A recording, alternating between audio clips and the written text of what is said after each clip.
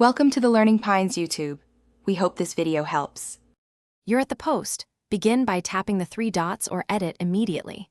You want to access the audio card so you can remove the track, not mute the whole video.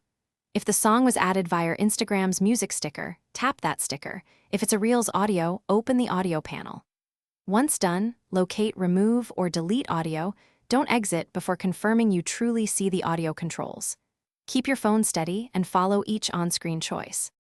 Now that the audio panel is open, select the specific song displayed so the app highlights it.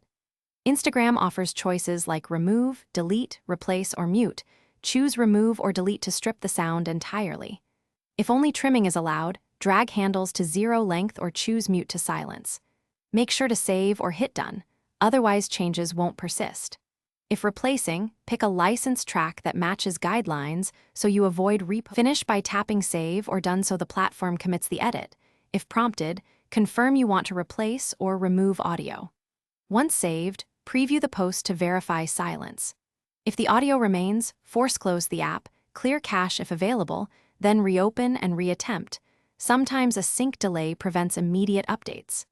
If removal still fails, check whether the audio is user-uploaded versus Instagram's licensed library. Uploaded tracks may require.